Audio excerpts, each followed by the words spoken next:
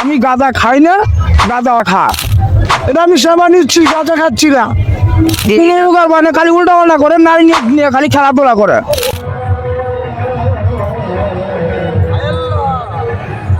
মানে তারা খায় যদি হজম করতে পারে তাদের জন্য হালাল, আমার জন্য হালাল না। আমি ব্যঞ্জন সিগারেট খাই। আসসালামু আলাইকুম।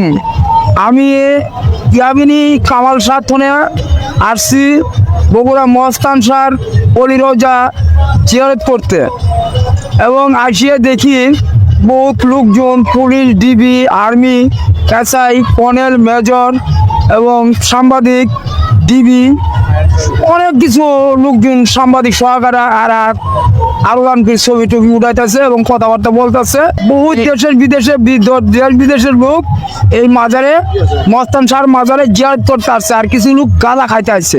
আমি গাঁজা খাই না। এইখানে যারা গাঁজা খাইতেছে তাদের প্রতি আপনার বক্তব্যটা কি? এটার বিষয়ে আপনার মতামতটা কি? মতামত, গাঁজা খাওয়া ভালো না।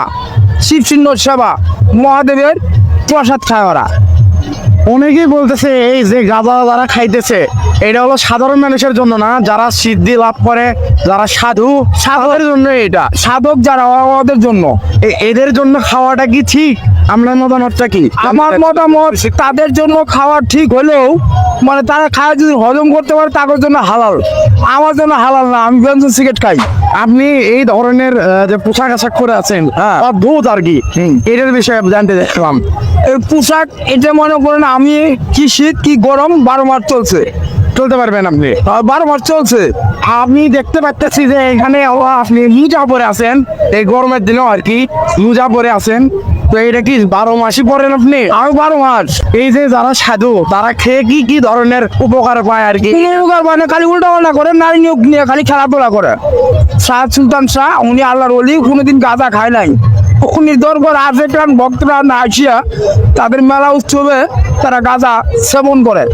এই গাঁজা খাওয়াটা শুরু হয়েছে কেমনে, আপনি কি এটার ব্যাপারে জানেন? এটা শিব চিহ্ন সেবা, মহাদেবে পান করতো, মা কালীর ভোগ দিত, ওই ভোগ ওরা খাইতেছে। তাহলে এই গাঁজা খাওয়াটা আসলে ভণ্ডামের কাতারে পড়ে। এটা বর্ণামী, মানে ঈশ্বরের সাথে জয়লাভ করবে, ভগবানের সাথে জয়লাভ করবে। মানে রূপনাথ ব্রহ্মচারী শিব চিহ্ন সেবা উনি খাইতেন, তাই না? উনি খায় আল্লাহর, ঈশ্বরের সাথে জয়লাভ করি, উনি আল্লাহ হয়ে গেছেন। এই কি সবাই হইতে পারে? না না। তাহলে যারা সাধক তাদের জন্য এই সিদ্ধি লাভটা করা উচিত। উচিত। সাধক নাই তো, মানে সাধক যদি হয় এক বাসি খায় শেষ করতে হবে। একটা বাকি একটা খেয়ে শেষ করবে। আর হ্যাঁ হ্যাঁ, ওটা জন্য। আপনি কি সাধু? কখনো সাধু হয় নাই, পাগল। পাগলের পথে আছি, রুগী আল্লাহ মিলে কখনো সাধু হইতে পারি। তাহলে আপনি এই গাঁজা খাইতেছেন কেন? এটা আমি সেবা নিচ্ছি, গাঁজা খাচ্ছি না। কিন্তু এবার কোরআনে লেখা আছে গাঁজা। কোরআনে লেখা আছে গাঁজা? জি। সেই গাঁজা আলাদা করে খাইতেছেন কেন? কি ওইটা খাই মাথা ঠান্ডা থাকে, কেউ সাথে মারপিট কাজটা চলকা থাকে না। আপনাদের এই যে চার উপলক্ষে এখানে এই মেলা, সেই মেলাটা শাসন করছে সুলতান। হ্যাঁ, আপনি কি বলে গেছেন যে এটা খাইতে? না না, ভণ্ডামি করতেছেন।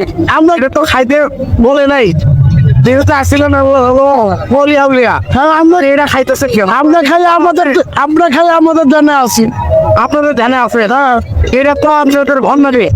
না না, কিসব বন্ডামি? বন্ডামিটা থাকলে তো টাকা পয়সা দ্বন্দ্ব থাকতো, আমাদের বাড়ি ঘর থাকতো, আমরা তো রাস্তাঘাটে থাকতাম না।